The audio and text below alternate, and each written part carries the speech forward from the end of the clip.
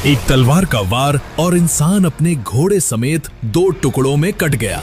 ये कोई कहानी नहीं, महाराणा प्रताप ने अकबर के सबसे खूंखार सेनापति बहलोल खान का यही हश्र किया था। पर आखिर क्यों प्रताप को बहलोल खान को इतनी भयानक मौत देने की जरूरत क्यों पड़ी? इसके पीछे छुपा है एक ऐसा राज और स्वाभिमान की वो लड़ाई जो आज भी आपके रोंगटे खड़े कर देगी। मेवाड़ के इस स्वाभिमान की पूरी कहानी जानने के लिए इस गाथा को आखिर तक जरूर पढ़िएगा। और अगर ये वीर गाथा आपका सीना भी गर्व से चौड़ा कर दे तो इसे साझा करना ना भूलें। तो चलिए शुरू करते हैं। ये कहानी सिर्फ एक युद्ध की नहीं है, ये कहानी है 2 विचारधाराओं के टकराव की। एक तरफ थी विस्तारवाद की मुगलिया सल्तनत, जिसका बादशाह जलालुद्दीन मोहम्मद अकबर पूरे हिंदुस्तान को एक झंडे के नीचे लाना चाहता था, चाहे संधि से या तलवार से। और दूसरी तरफ थी मेवाड़ की हजारों साल पुरानी परंपरा, संस्कृति और आजादी की वो लौ जिसे थामे खड़ा था एक अकेला सूरज, महाराणा प्रताप।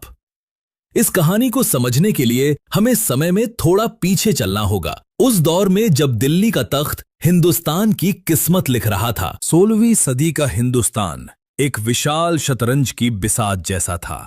अकबर एक माहिर खिलाड़ी की तरह एक एक कर रियासतों को अपने पाले में कर रहा था। उसकी सुलह कुल की नीति, जिसमें वो दूसरे धर्मों का सम्मान करता था और राजपूत राजकुमारियों से शादी कर उन्हें अपने हरम की मलिका बनाता था, बेहद कारगर साबित हो रही थी। आमेर, बीकानेर, जोधपुर जैसे बड़े बड़े राजपूत घराने मुगलिया सल्तनत के स्तंभ बन चुके थे। इन राजाओं ने अपनी बेटियों और बहनों की डोलियां दिल्ली भेजकर अपनी रियासतों के लिए सुरक्षा और ऊंचे पद हासिल कर लिए थे। उन्हें लगता था कि बहती गंगा में हाथ धोना ही समझदारी है। अकबर की छत्र छाया में उन्हें जागीरें मिल रही थीं, मनसब मिल रहे थे और सबसे बढ़कर युद्ध का खतरा टल रहा था। लेकिन इस बिसात पर एक किला ऐसा था जो किसी भी कीमत पर झुकने को तैयार नहीं था। वो किला था मेवाड़ का और उसका राजा था महाराणा प्रताप। मेवाड़ कोई साधारण रियासत नहीं थी, ये बप्पा रावल और राणा सांगा जैसे योद्धाओं की भूमि थी, जिन्होंने सदियों तक विदेशी आक्रांताओं को धूल चटाई थी। यहां की मिट्टी में गुलामी स्वीकार करना नहीं लिखा था। यहां के लोगों ने अपनी आजादी को हमेशा अपनी जान से ज्यादा चाहा था। प्रताप के पिता महाराणा उदय सिंह अकबर की ताकत का स्वाद चख चुके थे। 1567 में अकबर ने खुद एक विशाल सेना लेकर चित्तौड़गढ़ को घेर लिया था। महीनों तक चले उस घेराव के बाद जब मुगलों ने किले की दीवारें तोड़ दी तो राजपूतों ने इतिहास का सबसे भयंकर जौहर और साका किया। हजारों राजपूत वीरांगनाएं अपने सम्मान की रक्षा के लिए आग की लपटों में कूद गईं और हजारों राजपूत योद्धा केसरिया बाना पहनकर दुश्मन पर भूखे शेरों की तरह टूट पड़े और लड़ते लड़ते वीर गति को प्राप्त हुए। अकबर ने जीत के बाद चित्तौड़ में जो कत्लेआम मचाया, उसमें 30,000 से ज्यादा निर्दोष नागरिकों को मौत के घाट उतार दिया गया। यह घटना प्रताप के किशोर मन पर एक गहरे जख्म की तरह अंकित हो गई थी।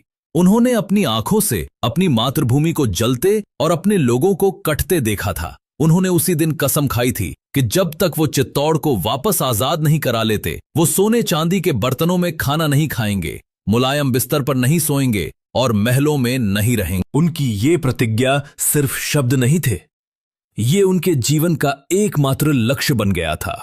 1572 में जब प्रताप का राज्याभिषेक हुआ तो उन्हें विरासत में कांटों का ताज मिला था। मेवाड़ का खजाना खाली था, सेना छोटी थी और ज्यादातर उपजाऊ भूमि पर मुगलों का कब्जा था। उनके अपने भाई जैसे जगमाल भी उनसे नाराज होकर अकबर की शरण में चले गए थे। चारों तरफ निराशा और हताशा का माहौल था। लेकिन प्रताप निराशावादी नहीं थे, वो एक सच्चे जननायक थे। उन्होंने महलों को छोड़कर अरावली के पहाड़ों और जंगलों को अपना घर बनाया। उन्होंने भील जनजाति के लोगों को, जिन्हें समाज अक्सर नीची नजर से देखता था, अपने साथ मिलाया। भील अपनी तीरंदाजी और गुरिल्ला युद्ध की कला में माहिर थे। प्रताप ने उनके साथ खाना खाया, उनके साथ जमीन पर सोए और उन्हें वो सम्मान दिया जिसके वो हकदार थे। भीलों ने भी प्रताप को अपना देवता मान लिया। और उनके एक इशारे पर जान देने को तैयार हो गए। राणा पूंजा भील उनके सबसे भरोसेमंद सेनापतियों में से एक बने। प्रताप ने अपनी छोटी सी सेना को एक नई युद्ध नीति सिखाई। वो जानते थे कि वो मैदानी इलाकों में मोहलों की विशाल और सुसज्जित सेना का सामना नहीं कर सकते, इसलिए उन्होंने पहाड़ों को अपना सबसे बड़ा हथियार बनाया। उनकी रणनीति थी मारो और भाग जाओ। वो अचानक मुगल चौकियों पर हमला करते, उनका रसद लूटते और वापस घने जंगलों में गायब हो जाते, जहां मुगल सेना उनका पीछा नहीं कर पाती थी। अकबर एक चतुर बादशाह था। वो जानता था कि युद्ध हमेशा आखिरी विकल्प होना चाहिए। उसने प्रताप की शोहरत और उनके दृढ़ निश्चय के बारे में सुन रखा था। वो मेवाड़ जैसे सम्मानित वंश को अपने दुश्मनों की सूची में नहीं रखना चाहता था। उसने सोचा कि जैसे बाकी राजपूत राजा मान गए, वैसे ही प्रताप भी मान जाएंगे। 1572 से 1573 के बीच अकबर ने प्रताप के पास 4 शांति दूत भेजे। जलाल खान कोरची, एक कुशल वार्ताकार जिसने प्रताप को मुगल आधिपत्य स्वीकार करने के फायदे गिनाए। प्रताप ने विनम्रता से मना कर दिया। मान सिंह, आमेर के राजकुमार मान सिंह, जो अकबर के सबसे भरोसेमंद सेनापतियों में से एक थे और रिश्ते में अकबर के साले लगते थे। अकबर को लगा कि एक राजपूत ही दूसरे राजपूत को बेहतर समझा सकता था। मान सिंह एक भव्य सेना के साथ उदयपुर पहुंचे। प्रताप ने उनका स्वागत किया, लेकिन जब उदय सागर झील के किनारे भोज का आयोजन हुआ तो प्रताप खुद नहीं आए और अपने पुत्र अमर सिंह को भेज दिया। जब मान सिंह ने इसका कारण पूछा तो अमर सिंह ने प्रताप का संदेश सुनाया। मैं उस राजपूत के साथ भोजन नहीं कर सकता जिसने अपनी बहन एक तुर्क को दी हो और जिसके साथ बैठकर मैं अपना आत्मसम्मान खो दूं। यह एक सीधा और तीखा अपमान था। मान सिंह गुस्से से आग बबूला हो गया और जाते जाते धमकी दी, मैं तुम्हारे इस घमंड को युद्ध के मैदान में कुचल दूंगा। प्रताप ने शांति से जवाब दिया, जिस दिन आप आएंगे हम आपका स्वागत अपनी तलवारों से करेंगे। भगवंत दास, मान सिंह के पिता और आमेर के राजा, वो भी प्रताप को समझाने में नाकाम रहे। राजा टोडरमल, अकबर के वित्त मंत्री और एक और कुशल रणनीतिकार, उन्होंने भी प्रताप को बहुत समझाया, लेकिन प्रताप का एक ही जवाब था, मेवाड़ की धरती पर सिर्फ मेवाड़ का झंडा लहराएगा। इन 4 असफलताओं ने, खासकर मान सिंह के अपमान ने अकबर के सब्र का बांध तोड़ दिया। अब यह मामला सिर्फ एक रियासत को झुकाने का नहीं, बल्कि मुगलिया सल्तनत की इज्जत का बन गया था। अकबर ने फैसला किया कि जो चीज संधि से हासिल नहीं हो सकी, उसे अब तलवार से हासिल किया जाएगा। जब अकबर ने युद्ध का ऐलान किया तो उसने इस अभियान की कमान किसी और को नहीं, बल्कि मान सिंह को ही सौंपी। ये एक सोची समझी चाल थी, राजपूत को राजपूत से लड़ाने की। मान सिंह के नेतृत्व में 80,000 से ज्यादा घुड़सवार, पैदल सैनिक, तोपखाने और जंगी हाथियों की एक अजेय समझी जाने वाली सेना अजमेर में इकट्ठा हुई। इस सेना में एक नाम ऐसा था जिसका खौफ दुश्मनों के दिलों में बसता था, बहलोल खान। बहलोल खान कोई आम सिपाही या सेनापति नहीं था। वो दिल्ली सल्तनत का सबसे क्रूर और ताकतवर योद्धा माना जाता था। वो एक पठान था जिसकी ऊंचाई और ताकत किसी दैत्य जैसी थी। कहा जाता है कि वो अकेले ही एक भैंसे को उठाकर पटक सकता था। उसका शरीर फौलाद की तरह था और उसकी तलवारबाजी का कोई सानी नहीं था। लेकिन उसकी असली पहचान उसकी ताकत नहीं, उसकी क्रूरता थी। वो जहां भी जाता था लाशों के ढेर लगा देता था। उसे विद्रोह कुचलने में महारत हासिल थी। वो दुश्मन को मारने के बाद उनके सिरों का पिरामिड बनवाता था ताकि देखने वालों की रूह कांप जाए। वो अकबर की विस्तारवादी नीति का वो नंगा सच था जिसे कूटनीति के मखमली दस्ताने से छिपाया जाता था। वो अकबर का अंतिम समाधान था। उसे इस अभियान में एक खास मकसद से भेजा गया था। उसे मान सिंह से कहा गया था कि अगर प्रताप किसी भी तरह हाथ आ जाए तो उसे जिंदा या मुर्दा पकड़ने का काम बहलोल खान का होगा। मुगल खेमे में वो अक्सर अपनी मूछों पर ताव देकर कहता था, पहाड़ों में चूहे की तरह छिपे उस प्रताप को मैं अपनी तलवार के एक ही वार से 2 टुकड़े कर दूंगा। देखना, मैं उसे जंजीरों में जकड़ कर शहंशाह के कदमों में डालूंगा। उसे अपने लोहे के कवच और अपनी पाश्विक शक्ति पर अटूट विश्वास था। वो मेवाड़ के राजपूतों को कीड़े मकोड़ों से ज्यादा नहीं समझता था। जब प्रताप को मुगल सेना के कूच करने की खबर मिली तो उन्होंने अपने सभी सरदारों को इकट्ठा किया। उनके पास मात्र 20,000 सैनिक थे। संख्या में वो मुगलों के सामने कहीं नहीं टिकते थे, लेकिन उनके सैनिकों की आंखों में डर नहीं, अपनी मातृभूमि के लिए मर मिटने का जज्बा था। इस सेना की सबसे बड़ी खासियत इसकी विविधता थी। यहां ग्वालियर के राजा राम शाह तंवर अपने बेटों के साथ थे, जिन्होंने अपना राजपाट खोने के बाद भी प्रताप का साथ नहीं छोड़ा था। यहां हकीम खान सूर थे, एक पठान जो एक राजपूत राजा की आजादी के लिए लड़ रहे थे, जो इस बात का सबूत था कि ये लड़ाई धर्म की नहीं बल्कि स्वाभिमान की थी। और यहां हजारों की संख्या में भील धनुर्धर थे, जो अरावली के चप्पे चप्पे से वाकिफ थे। प्रताप ने युद्ध के लिए उस जगह को चुना जो उनकी सबसे बड़ी ताकत थी, हल्दी घाटी। ये खमनौर और बलीछा गांवों के बीच एक बेहद संकरी घाटी थी, जिसकी मिट्टी हल्दी जैसी पीली थी। ये घाटी इतनी तंग थी कि इसमें एक बार में कुछ सैनिक ही प्रवेश कर सकते थे। ये जगह मुगलों की विशाल संख्या और उनके तोपखाने को बेअसर करने के लिए एकदम सही थी। प्रताप की योजना थी कि वो मुगल सेना को इस घाटी में फंसाकर उन पर चारों तरफ से हमला करेंगे। 18 जून 1576 की सुबह आसमान में सूरज आग उगल रहा था। हल्दी घाटी की फिजा में एक अजीब सी खामोशी थी, और फिर वो खामोशी टूटी नगाड़ों की गड़गड़ाहट और अल्लाहू अकबर के नारों से। मुगल सेना घाटी में प्रवेश कर रही थी। जैसे ही मुगल सेना का अगला दस्ता घाटी के बीच पहुंचा, पहाड़ों के ऊपर से हजारों तीरों की बारिश होने लगी। ये भील धनुर्धरों का हमला था। इससे पहले कि मुगल सैनिक कुछ समझ पाते, हर हर महादेव का जय घोष करते हुए महाराणा प्रताप अपने वीर राजपूतों के साथ उन पर टूट पड़े। ये एक हमला नहीं, प्रलय था। राजपूत सैनिक संख्या में कम थे, लेकिन उनमें से हर एक 10-10 पर भारी पड़ रहा था। प्रताप अपने नीले घोड़े चेतक पर सवार साक्षात महाकाल लग रहे थे। 80 किलो का भाला, कमर में 2 तलवारें और फौलाद का कवच पहने वो जिधर भी जाते लाशों के ढेर लग जाते। उनका घोड़ा चेतक भी किसी साधारण जानवर की तरह नहीं, बल्कि एक योद्धा की तरह लड़ रहा था। वो अपने पैरों की टापों से दुश्मनों को कुचल रहा था। राजपूतों के इस भयानक आक्रमण से मुगल सेना के पैर उखड़ गए। उनके शुरुआती दस्ते गाजर मूली की तरह कटने लगे और जान बचाकर पीछे भागने लगे। एक समय तो ऐसा आया कि मुगल सेना में भगदड़ मच गई। इसी भगदड़ के बीच महाराणा प्रताप की नजरें अपने सबसे बड़े दुश्मन को ढूंढ रही थीं, मानसिंह। उन्होंने देखा कि मानसिंह एक विशाल हाथी पर सोने के हौदे में बैठा अपनी सेना को निर्देशित कर रहा है। प्रताप ने चेतक को एड़ लगाई और सैकड़ों मुगल सैनिकों को चीरते हुए सीधे मानसिंह की तरफ बढ़े। वो दृश्य अविश्वसनीय था। चेतक ने अपनी पूरी ताकत से छलांग लगाई और अपने अगले दोनों पांव मानसिंह के हाथी के मस्तक पर टिका दिए। प्रताप ने अपना भाला पूरी ताकत से फेंका। मानसिंह बिजली की गति से हौदे में नीचे झुक गया और भाला उसके महावत को चीरता हुआ हौदे से जा टकराया।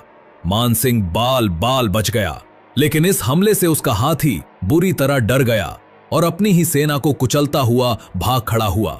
मानसिंह के भाग जाने से मुगल सेना का नेतृत्व बिखर गया।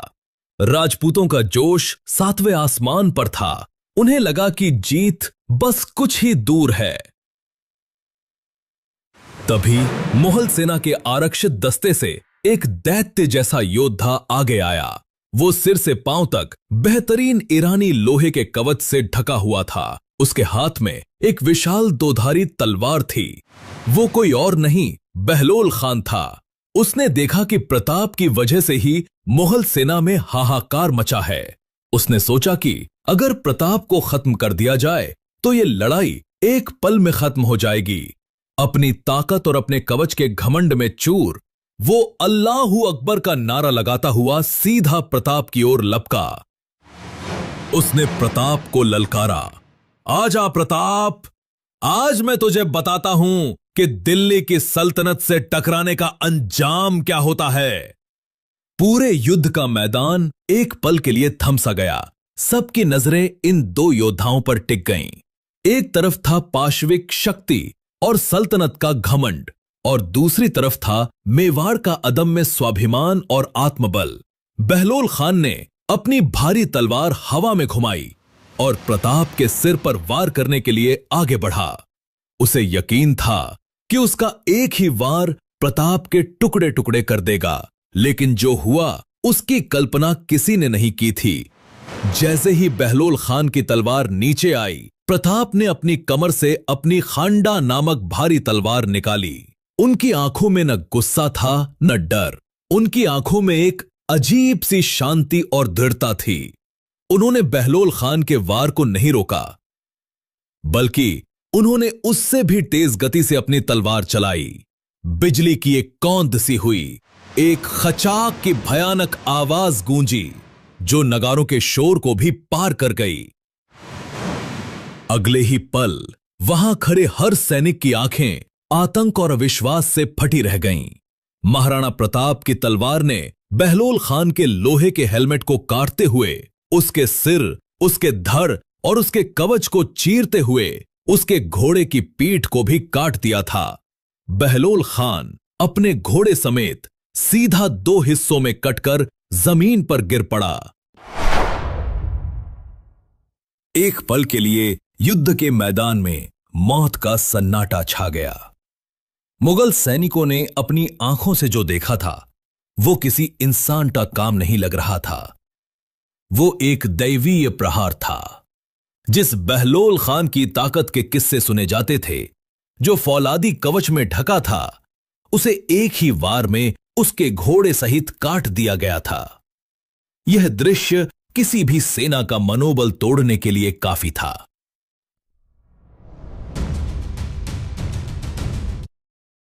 अब हम उस सवाल पर वापस आते हैं, प्रताप को बहलोल खान को इतनी भयानक मौत देने की जरूरत क्यों पड़ी? यह सिर्फ एक दुश्मन को मारना नहीं था, यह एक संदेश था, अकबर के लिए संदेश। यह अकबर के लिए एक सीधा और क्रूर संदेश था। प्रताप ये कह रहे थे, तुम अपनी सबसे बड़ी ताकत, अपने सबसे खूंखार योद्धा को भेजकर देख लो, तुम्हारा फौलाद, तुम्हारी ताकत, तुम्हारा घमंड, सब कुछ मेवाड़ के स्वाभिमान के आगे बेकार है। हम घास की रोटी खा लेंगे लेकिन तुम्हारी गुलामी स्वीकार नहीं करेंगे। जो भी इस धरती पर बुरी नजर से देखेगा उसका यही हश्र होगा। मनोवैज्ञानिक युद्ध, ये मनोवैज्ञानिक युद्ध का एक उत्कृष्ट उदाहरण था। इस एक घटना ने मुगल सेना के दिल में ऐसा खौफ भर दिया जिसे वो कभी नहीं भुला पाए। उन्होंने समझ लिया कि वो किसी आम राजा से नहीं बल्कि अपनी मातृभूमि के लिए कुछ भी कर गुजरने वाले योद्धाओं से लड़ रहे हैं। इस प्रहार ने उनके लड़ने की इच्छा को ही मार दिया। घमंड का विनाश। बहलोल खान सिर्फ एक व्यक्ति नहीं था, वो मुगलिया सल्तनत के उस घमंड का प्रतीक था जो मानता था कि हर चीज को ताकत से खरीदा या कुचला जा सकता है। प्रताप का वो वार उस घमंड पर किया गया प्रहार था। उन्होंने ये साबित कर दिया कि आत्मबल और स्वाभिमान के सामने शारीरिक बल हमेशा बौना होता है। बहलोल खान की मौत के बाद मुगल सेना में भगदड़ मच गई। हालांकि मुगल सेना बहुत बड़ी थी और उन्होंने अपने आरक्षित दस्तों को आगे कर लड़ाई को संभाल लिया। युद्ध के दौरान प्रताप चारों तरफ से घिर गए थे और उनका प्रिय घोड़ा चेतक भी बुरी तरह घायल हो गया था। तब जहालामान ने प्रताप के सिर से राजकीय छत्र उतारकर खुद पहन लिया और दुश्मनों को अपनी ओर आकर्षित कर लिया। उन्होंने प्रताप को युद्ध से बाहर जाने का मौका दिया और खुद लड़ते लड़ते वीर गति को प्राप्त हुए। घायल चेतक अपने स्वामी को लेकर 22 फीट चौड़े नाले के पार कूद गया और प्रताप की गोद में ही उसने अपने प्राण त्याग दिए। हल्दी घाटी का युद्ध कौन जीता, इस पर इतिहासकार आज भी बहस करते हैं। सामरिक दृष्टि से देखें तो कोई नहीं जीता। अकबर का मुख्य उद्देश्य प्रताप को पकड़ना या मारना पूरा नहीं हुआ और प्रताप भी मुगलों को पूरी तरह खदेड़ नहीं पाए। लेकिन नैतिक और मनोवैज्ञानिक रूप से यह महाराणा प्रताप की एक शानदार जीत थी। उन्होंने दुनिया की सबसे ताकतवर सल्तनत को यह दिखा दिया कि मेवाड़ को झुकाया नहीं जा सकता। इसके बाद भी प्रताप ने अपना संघर्ष जारी रखा। उन्होंने अगले कई सालों तक गुरिल्ला युद्ध के जरिए मुगलों को परेशान किया और धीरे धीरे चित्तौड़, अजमेर और मांडलगढ़ को छोड़कर अपना लगभग पूरा राज्य वापस जीत लिया।